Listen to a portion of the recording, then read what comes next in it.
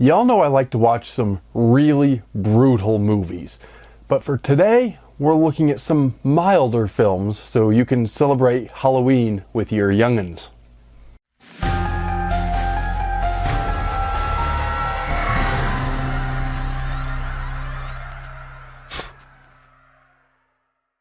Okay, let's get something out of the way right at the start.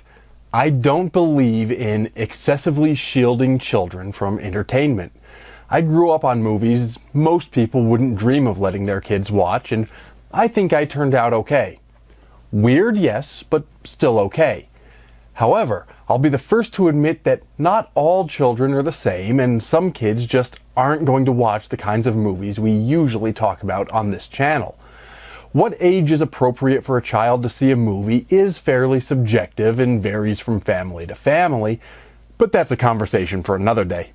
For today, I just want to highlight some good movies you can watch with your kids this Halloween season, almost regardless of their age. Of course, I also don't believe that parents should let random internet people like me do their parenting for them, so, use your own discretion. The ones I've chosen have to meet a couple of criteria. First, they have to be reasonably suitable for children. Some are scarier than others, and some have a little more adult content than others, but in general, I think these are safe for most children. But equally importantly, they can't be kids' movies in the sense that adults won't enjoy them. They have to appeal equally to the children and the adults in the audience. Finally, though this is a horror channel, they don't have to be horror movies in the strictest sense. Some are horror movies, others are horror comedies, and others just seem to have some spooky charm that goes along with this Halloween season. I've chosen 10 movies or franchises, plus a bonus for this list. Before we get to those, though, I think we need to address the elephant in the room. A lot of you are going to be expecting to see Hocus Pocus on this list, especially since Hocus Pocus 2 is now out. Well, kind of. And that's the problem. The fact of the matter is, Disney has opted to only release the sequel on their streaming platform, entirely eschewing a theatrical release. I don't object to the streaming services per se, but I still think a major motion picture should have its time at the local cinema before being available on home video. Or, at the very least, they should be released in both venues simultaneously for those of us who refuse, for all kinds of reasons, to buy into the Disney streaming service. For those reasons, I'm boycotting Hocus Pocus this year. If Disney wants to try to kill movie theaters, they can do so without any of my money. So yeah, a lot of you are going to be excited about Hocus Pocus 2, and that's fine. I don't begrudge you that. But I won't be supporting any of Disney's shenanigans with regard to that movie. With that out of the way, let's get to the list, presented in no particular order other than whatever order I feel like discussing them for the moment. And by the way, do be sure to check down in the What's It for purchase links to these films if you want to get copies for yourself, or in fact if you want to learn more about this channel or my various other projects. But without further ado, let's get to the movies. First up is a true classic, and that is The Addams Family.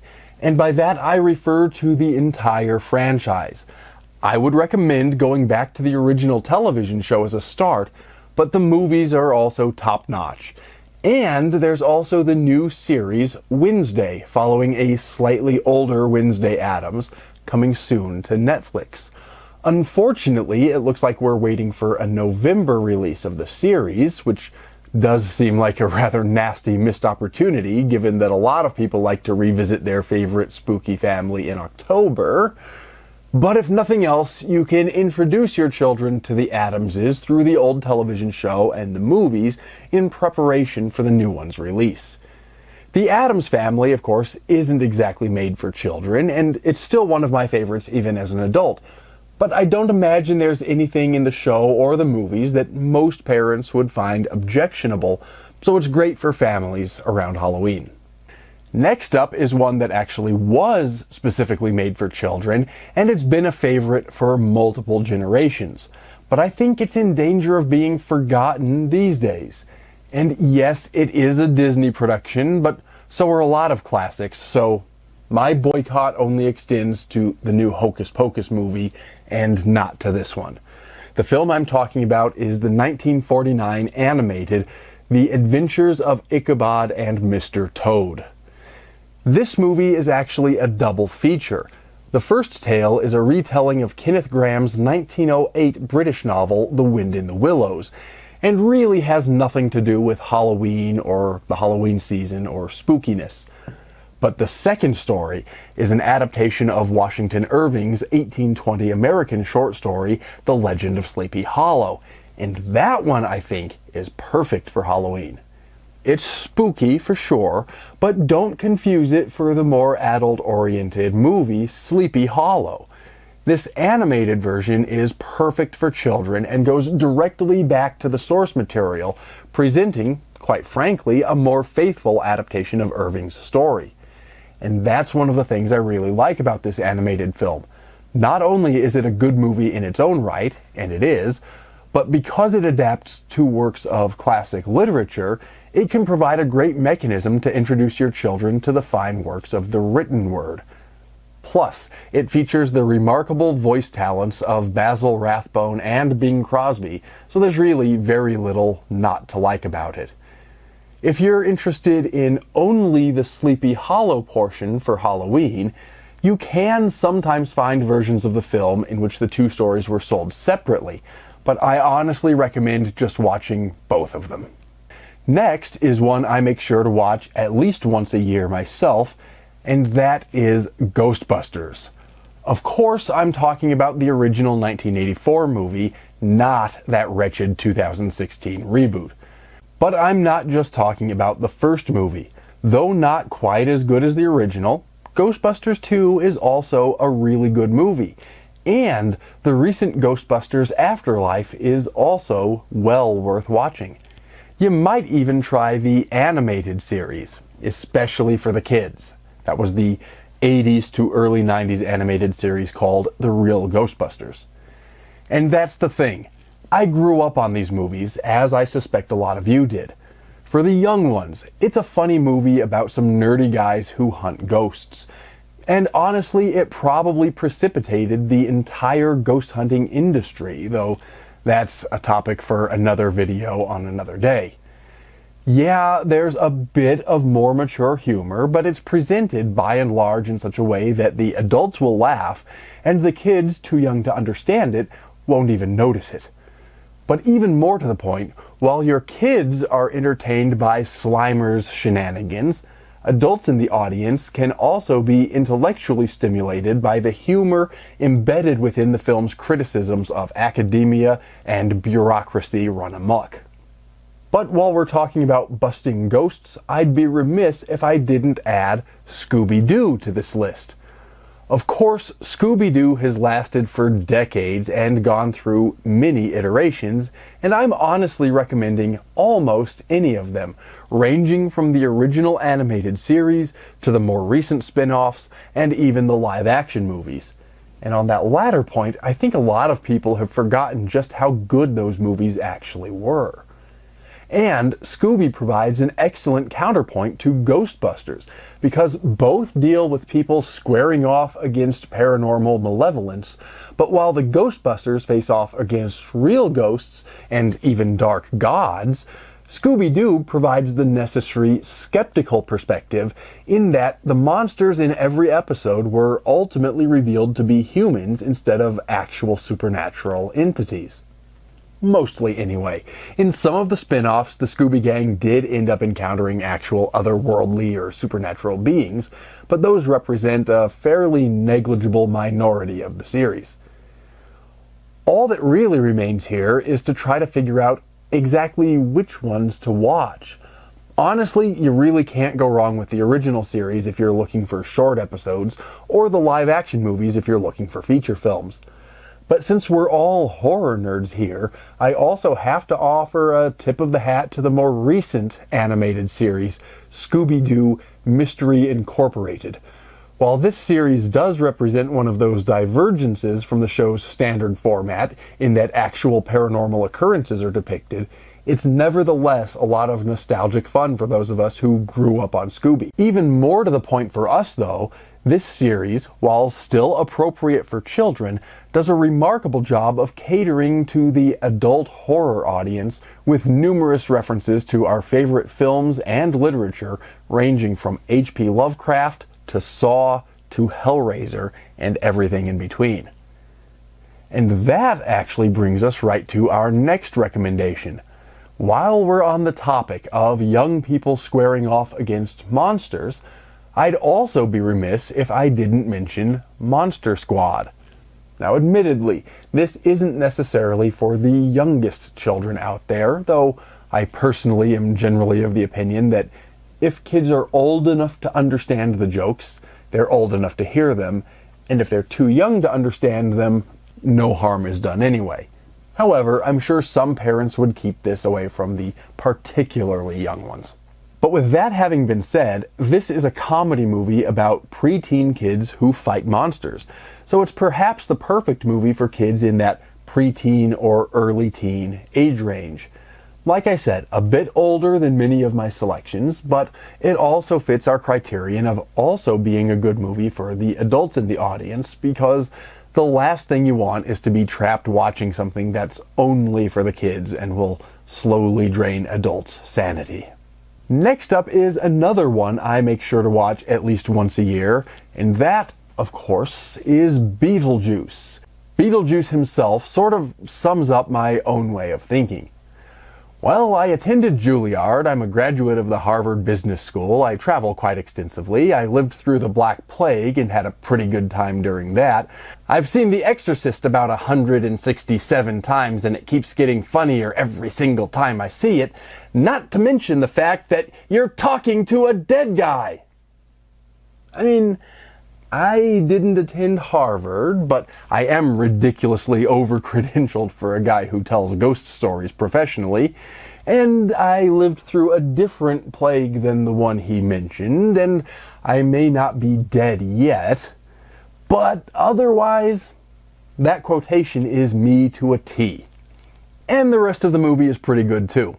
I'm sure y'all have already seen it, but it's really Tim Burton at his best and mild enough that it's suitable for most children. While we're on the topic of Tim Burton, of course I also have to add The Nightmare Before Christmas to this list. An interesting bit of trivia, since I'm not being shy about criticizing Disney in this video.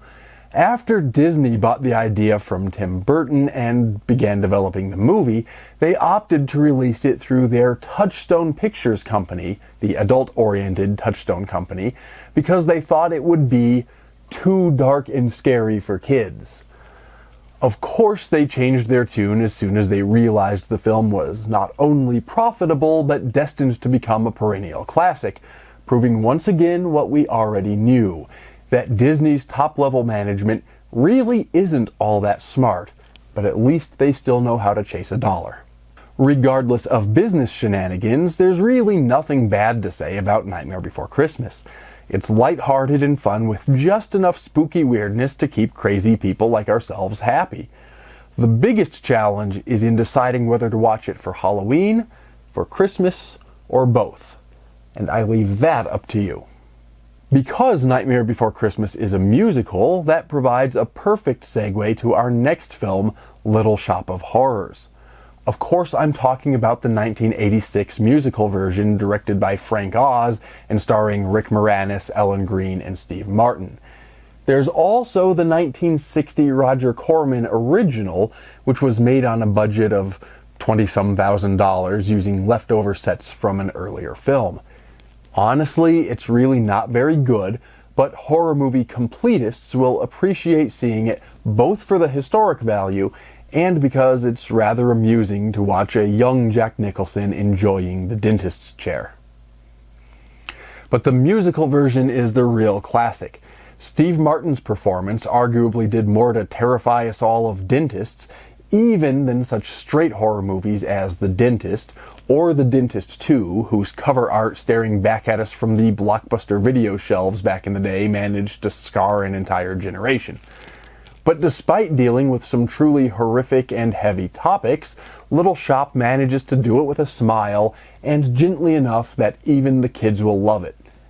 And let me tell you, there's really nothing creepier than listening to some very young child sing along to Feed Me or Mean Green Mother from Outer Space. We seem to be coming up to the end of this list, but I still have a few more great ones for you. Before we get to those, let me just take a brief moment to remind you to do all those things that help me grow this channel so I can keep making videos for y'all. Like the video, leave me a comment. Maybe leave some recommendations of good Halloween movies for kids. While you're at it, make sure you're subscribed and have rung the notification bell. And of course, share this video and all of my videos far and wide. The faster we manage to grow the audience, the more time and resources I'll be able to dedicate to making more videos. Thanks in advance. Anyway, moving on, we have another favorite film of mine, and another one that isn't all that objectionable, but is probably still for adults or slightly older children rather than the really young ones. And that's Mel Brooks' Young Frankenstein, starring Gene Wilder as Frederick Frankenstein and Marty Feldman as Igor, along with Madeline Kahn and Peter Boyle. No matter how many times I see it, and that includes both the movie and the stage production, by the way, no matter how many times I see it, it never fails to have me rolling with laughter. And it also goes back to what I was saying at the beginning of this video with regard to The Legend of Sleepy Hollow, because it provides a great, if irreverent, way to introduce children to classic literature. I think everyone knows a little something about Frankenstein and his monster, but I've noticed that fewer and fewer people seem to be actually reading the book. And if watching Young Frankenstein might help get kids interested in reading the source material, all the better. Finally, while I was assembling this list, I noticed that I was leaning heavily into light horror comedy and musicals and didn't have any real horror movies yet. It's tougher to choose horror movies for children, for sure, because different kids are going to be afraid of different things and they have different levels of maturity, but I wanted to make sure I could pick at least one real horror movie, and so I settled on Poltergeist. My reasoning is this. First off, it's an excellent movie. Even the sequels are pretty good, though the remake is weak compared to the source material, but that's neither here nor there. It's a legitimately good horror movie. But while genuinely scary, it's not terribly gory or violent, so it's more likely to be something you might watch with your little ones. And I think it's a reasonably good introduction to horror. Once your kids have graduated from just comedic Halloween movies and are ready for something with a bit more oomph, Poltergeist is a great film with which to begin that transition. I also have to admit that I have a particular affinity for Poltergeist because it's steeped in local history and lore from my region. I don't think it's much of a spoiler to mention that part of the action of Poltergeist centers on the idea that a house was built on ancient Indian burial ground and the bodies weren't properly removed. Well, it turns out that element of the film was based on a park in Denver called Cheeseman Park, named for Walter Cheeseman, who was Denver's first water baron, the one who managed to get water into the new city. The history is actually really fascinating, and it's part of a lecture series I give with the Rocky Mountain Paranormal Research Society. And maybe I'll make a video all about it at some point, and it's certainly going to appear in the books of Rocky Mountain Paranormal case files we've been working on, so stay tuned for all of that. But for now, to make a very long story very short, before it was a park, Cheeseman was Denver's first cemetery, and it was a huge cemetery. When the time came to turn it into a park, it became a political nightmare, and the end result was that not all of the bodies were ever removed. To this day, There are still, by best estimates, somewhere between 2,000 and 5,000 bodies buried under the park. And for a variety of reasons, every once in a while, some of them wash up or get discovered during some digging or construction. And Rocky Mountain Paranormal has participated in some of the forensic work, so I could probably fill a book with just what we have on the park. But the important thing for me here is that because the bodies never got moved, that element ended up serving as a partial inspiration for Poltergeist. And, just as an interesting side note, a house bordering on Cheeseman Park also inspired the classic film The Changeling, though that one isn't necessarily for the kiddos.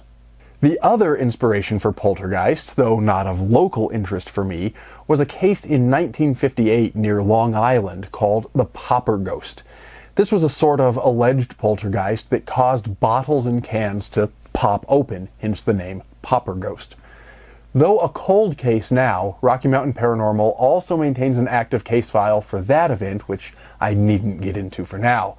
But those two things, the Popper Ghost and Cheeseman Park, came together, and the result was a truly classic horror film that's a great way to introduce younger children to real horror movies.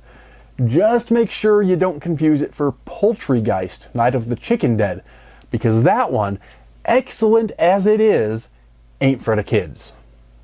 And that's my list. However, I have to offer one final bonus recommendation. It's nothing much to do with horror, nor even horror comedy, but I'd be remiss if I didn't remind y'all to make sure to watch It's the Great Pumpkin Charlie Brown at least once per year around Halloween.